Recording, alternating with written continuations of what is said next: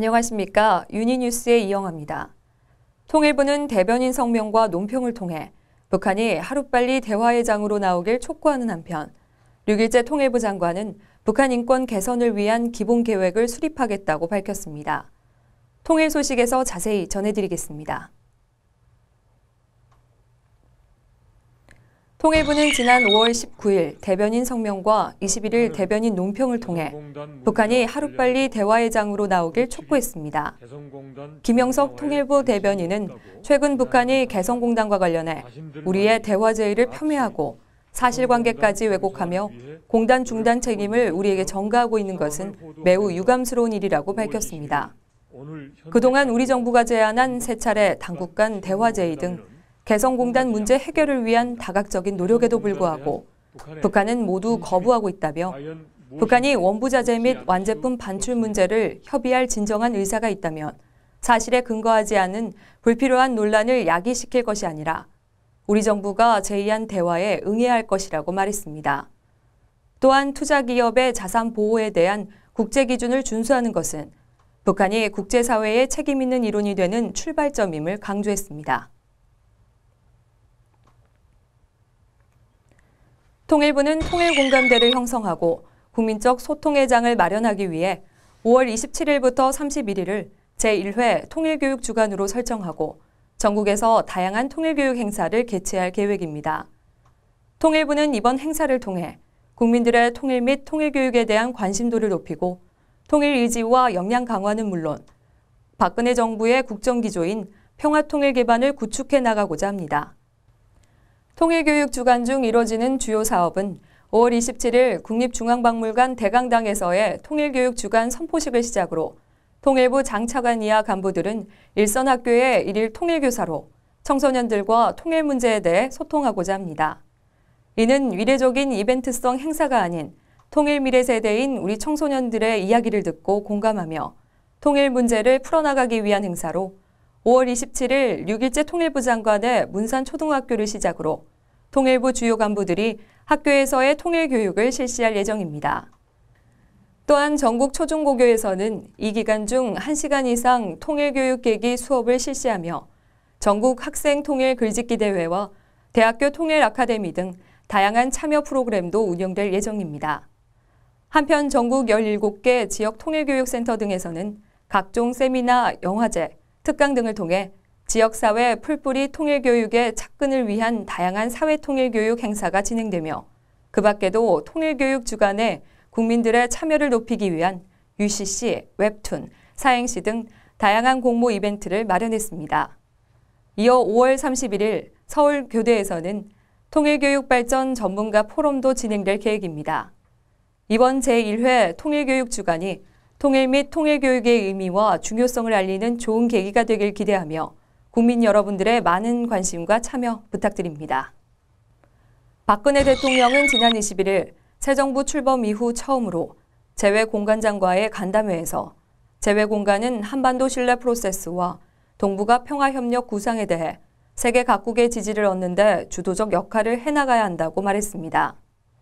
박 대통령은 이어 신뢰는 서로 룰과 약속을 지킬 때에만 구축될 수 있는 것이라며 북한이 국제사회와의 룰과 약속을 어길 경우 그에 상응하는 대가를 치르게 된다는 인식을 갖도록 하는 게 중요하다고 말했습니다. 또한 지금까지 북한의 도발이 보상으로 이어지는 잘못된 악순환이 반복돼 왔지만 이제는 그 악순환을 끊어야 한다며 더 이상 도발에 대한 보상은 없을 것이라고 강조했습니다. 이어 핵무장과 경제발전 병행이라는 목표가 불가능한 환상이라는 점을 북한이 깨닫도록 해야 한다며 이를 위해 국제사회가 한 목소리로 단호하고 일관된 메시지를 보내는 것이 중요하다고 말했습니다.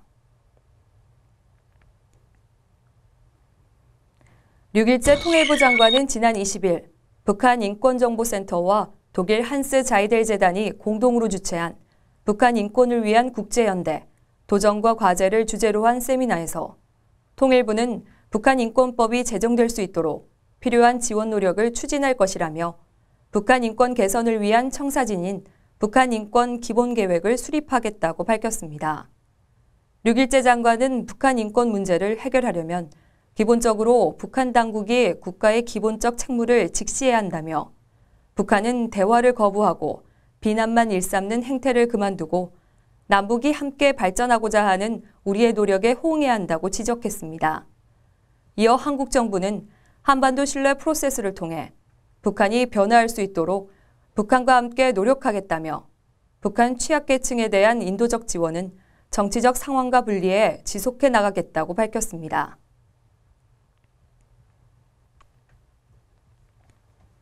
북한은 지난 5월 18일부터 20일까지 사흘 동안 모두 6발의 단거리 발사체를 발사했습니다. 북한의 대남기구인 조평통은 20일 서기국 보도를 통해 단거리 발사체를 발사한 것은 미사일 발사 훈련이며 이는 정상적인 군사훈련이라고 주장했습니다.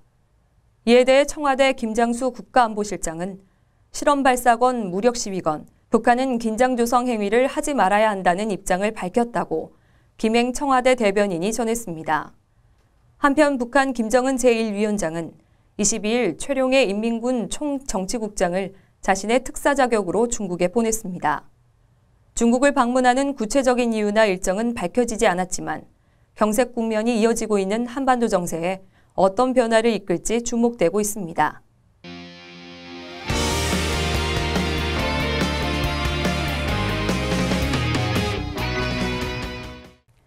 지난 20일과 22일 정부가 개성공단 실태신고서 작성 현장 설명회를 개최한 가운데 류길재 통일부 장관은 통일교육위원을 대상으로 한 특강에서 개성공단 문제는 대화를 통해 해결할 것이라고 밝혔습니다.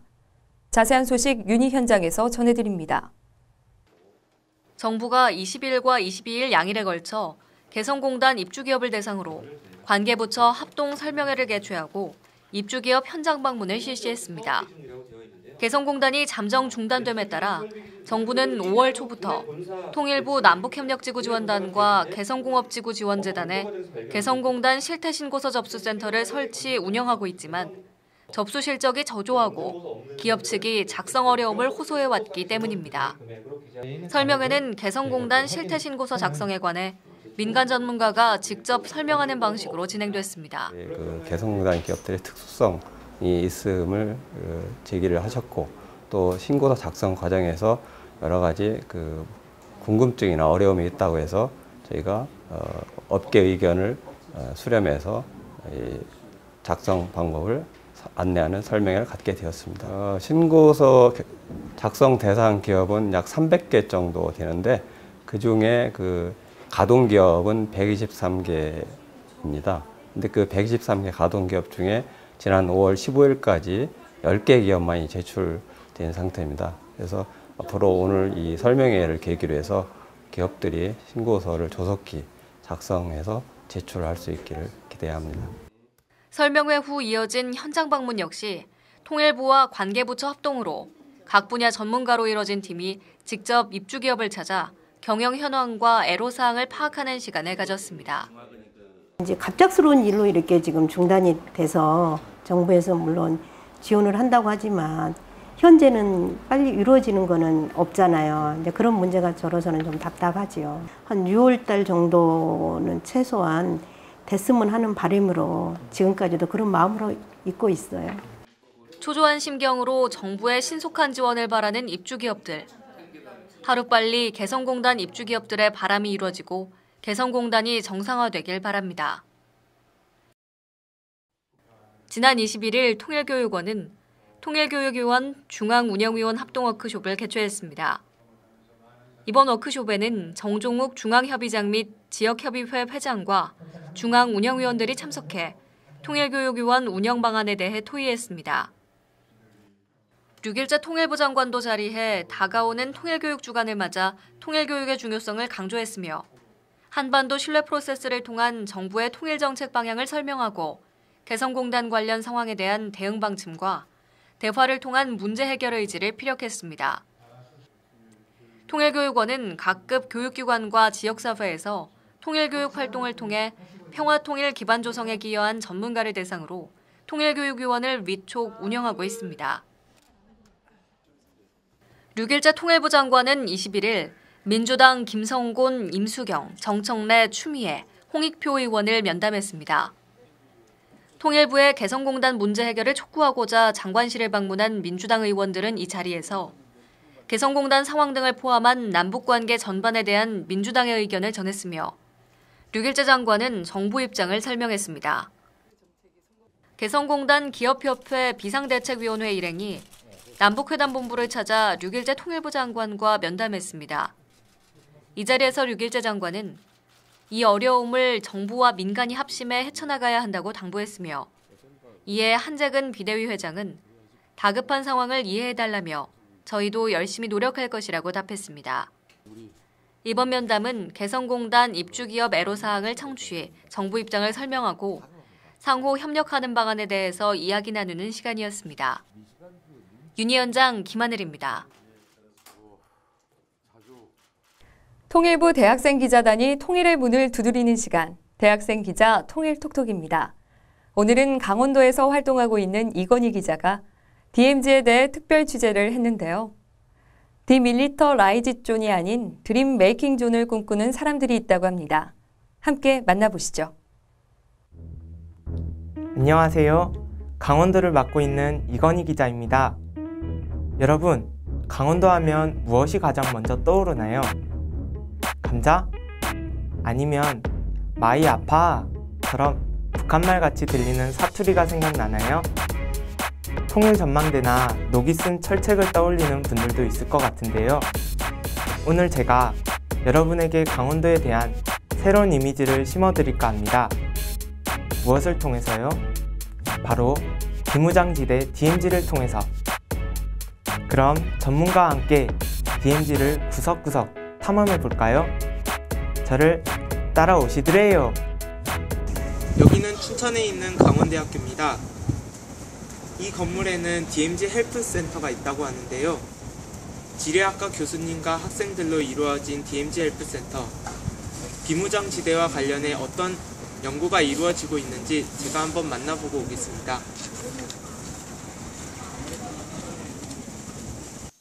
우선 DMZ 헬프센터가 어떤 곳이고 무엇을 하는 곳인지 소개해 주시면 감사하겠습니다. 네, 강원대학교 DMZ 헬프센터는 우리나라 대학에서 가장 먼저 DMZ를 연구하는 전문 연구소로서 이제 만들어진 곳이고, 그 헬프라고 하는 말은 헬스라고 하는 의미의 건강과 또 환경을 보존하는 의미에서 environment, 그다음에 그 지역에서도 삶의 공간이기 때문에 life라고 하는 단어를 썼고요. 그다음에 이 지역을 평화스럽게 우리가 활용하기 위해서 peace라고 하는 단어를 써서 헬프라고 하는 조를 만들었습니다. DMZ를 보존하고 지역민과 함께 잘 살기 위해서 구상하신 것이 있다고요? DMZ도 보존하고 지역민도 함께 잘 살 수 있는 방안이 뭐가 있을까? 그것은 지역 주민들을 잘 살게끔 하면은, 다시 말해서 DMZ 때문에 우리가 잘 살 수 있다고 하는 그런 생각을 하게 되면은 자연스럽게 DMZ는 보존되고 우리 후손에게도 물려줄 수 있다라고 하는 생각을 했고, 그래서 DMZ 주변 지역에다가 지오파크라고 하는, 즉 우리는 말로 하면은 이제 지질공원이라고 하는 것을 조성을 해서 많은 사람들이 이 지역에 와서 깨끗한 자연 환경을 만끽하고 돌아가게 되면 지역민도 함께 잘 살 수 있지 않을까라고 하는 생각을 해서 DMZ 주변 지역에 평화 지질공원을 조성하려고 생각을 했습니다. 지질공원이란 단어가 좀 낯선데요. 지질공원이라고 하는 것은 이제 영어로 지오파크라고 얘기하는데, 지오라고 하는 것은 여러분들이 잘 알다시피 지오그래픽 내지는 지올로지 앞에 있는 접두사예요. 이게 땅을 의미하는 것이고, 파크라고 하는 것은 말 그대로 이제 공원입니다. 이것은 유네스코가 이 땅의 유산, 그러니까 대지의 유산을 잘 보존하고 그 유산을 통해서 지역 주민들이 소득을 올릴 수 있는 그런 하나의 환경 보존 프로그램으로서 매우 적극적인 그런 프로그램으로 알려져 있습니다. 우리나라에서는 지금 현재 지질공원이 제주도가 세계 유네스코에 등재되어 있는 지질공원이 유일하고요. 국내에서는 제주도와 울릉도가 지질공원의 인증을 받고 있고, 우리 DMZ 평화지질공원도 지금 이제 신청을 해놓은 상태입니다. DMZ 지질공원이 지질공원으로서 가치가 있다면 어떤 점들이 있을까요? 이 DMZ 주변은 사실 역사적으로 우리가 충돌의 공간이라고 우리가 보통 얘기를 합니다. 남북 간의 어떤 충돌의 공간인데 이 지역은 아이러니컬하게도 과거 지질 역사 시기에도 남과 북이 충돌했던 소위 우리가 임진강 벨트라고 하는 그런 지역이 있는 곳이에요. 그래서 충돌의 공간, 과거 지질 시대에도 충돌이 있었고 역사 시대에도 충돌이 있었는데 이제는 앞으로는 이 지역이 충돌이 아닌 평화의 공간으로서 우리가 DMZ를 보존해야 되겠다라고 하는 그런 의미에서 매우 가치가 있는 또 그리고 지질공원에 반드시 어떤 지질적인 내용 내지는 지형적인 내용만 있는 것이 아니라 이 지역에서의 삶의 문화, 인간들의 삶의 문화도 포함되기 때문에 전 세계 하나밖에 없는 DMZ라고 하는 공간이 세계적으로도 매우 가치가 있다고 저는 생각을 합니다. 예, 그렇다면 DMZ 지질공원이 앞으로 통일에는 어떤 역할을 할 수 있을지 말씀해 주시겠습니까? 다 아시다시피 언제 우리가 통일이 될지 모르는데 이 접경 지역 주민들로 하여금 어떤 평화스러운 어떤 그런 인식을 가지게 되고 또 DMZ가 매우 가치가 있다라고 하는 그런 내용을 소개가 된다면은 나중에 통일이 되었을 때 DMZ를 둘러싸고 있는 북한 쪽의 접경 지역도 마찬가지로 지질공원으로 조성이 가능하리라고 봅니다. 그렇다면은 남북 간의 접경 지역이 DMZ를 끼고 있는 남북 간의 접경 지역이 전 세계에 어떤 평화를 알리는 큰 메시지 역할을 할 수 있는 그런 공간이 되지 않을까라고 생각을 하게 해서 앞으로도 굉장히 우리나라의 어떤 그런 우리나라를 알리는데 이 DMZ 주변의 어떤 공원은 평화지질공원이든 아니면 평화공원이든 굉장히 큰 역할을 할 거라고 생각이 됩니다. 예, 앞으로 DMZ 헬프센터가 계획하고 계신 게 있으신가요? 이 DMZ 헬프센터는 앞으로 DMZ와 또는 그 주변의 접경 지역을 연구하는데 굉장히 큰 역할을 할 거라고 생각을 하고 또 그렇게 노력을 하고 있습니다. 가장 대표적인 것은 DMZ 평화지질공원을 조성하는 거고 또 하나는 이렇게 우리가 DMZ 주변 지역은 매우 청정한 자연환경을 가지고 있습니다. 이런 청정한 자연환경을 가지고 요즘 매우 각광받고 있는 의료관광을 이쪽에다 유치를 해서 DMZ 주변 지역이 의료관광의 어떤 그런 메카로서 또 세계인에게 알리는 그런 그 관광의 메카로서 육성을 할 예정이고 이제 DMZ가 탄생한 지 60년이 됐습니다. 그래서 60년을 기념해서 대규모의 어떤 심포지엄도 지금 생각을 하고 있습니다. DMZ 헬프센터에서는 강원대학교 지리교육과 학생들이 자발적으로 연구에 참여하고 있었는데요. 여기에 감명을 받아 만들어진 동아리가 있습니다. 바로 세계 최초 유일무이한 DMZ 동아리 DMZ 익스플로러. 어떤 활동을 하는지 동아리 회장을 한번 만나볼까요? 네, 안녕하세요. 네. DMZ 익스플로러 DMZ 동아리로는 국내 최초라고 들었는데요. DMZ 동아리는 어떤 동아리인가요? 예, 말씀하신 대로 DMZ 익스플로러는 강원대학교 중앙동아리 소속으로 전국에서 최초로 생긴 DMZ 관련 동아리라고 말씀드릴 수 있을 것 같고, 그 활동으로 보면 저희들이 이런 내부 활동으로서 그 DMZ와 접경 지역을 연구하고 그다음에 토론하는 그런 내부 활동들이 있고, 외부 활동으로는 1년에 정기적으로 접경 지역과 DMZ 주변 지역에 가서 환경 정화 활동을 한다든지 아니면은 관광 프로그램이나 이런 것들을 이제 모니터링하는 그런 활동들을 하고 있습니다. 그러면 DMZ 익스플로러가 지금까지 했던 활동들 중에는 어떤 것들이 있나요? 네.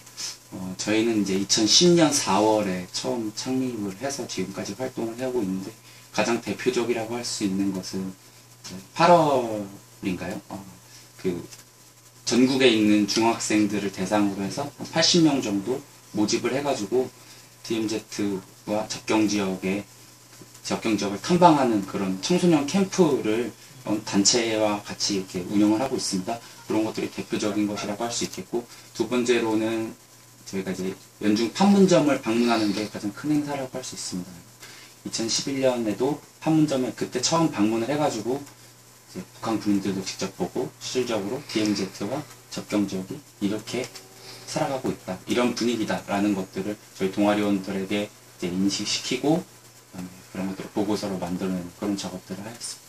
그리고 저희가 이제 앞으로의 실질적인 계획을 말씀드리면 DMZ 바로 알기 캠페인을 진행하는 것이라고 할 수 있습니다. 우리가 우리의 공간을 제대로 이해하자라는 측면에서 DMZ 바로 알기 캠페인을 진행하는 것을 실질적인 목표로 두고 있습니다. 저도 DMZ를 참 좋아하는데요. 이 학생들의 DMZ에 대한 열정도 대단한 것 같습니다. 인터뷰를 진행하면서 한 가지 알게 된 사실이 있는데요. 관심과 연구는 비무장지대만 아니라 접경 지역의 자연과 지역민에게도 필요하다는 것이었습니다. 비무장지대는 언제나 베일에 쌓인 신비로운 곳이면서도 긴장감을 느끼게 하는 공간이었습니다. 하지만 이제 다양한 노력으로 DMZ가 드림메이킹 존이 되었으면 합니다. 통일과 꿈이 이루어지는 그날이 오도록 저 이건희 기자도 열심히 뛰겠습니다.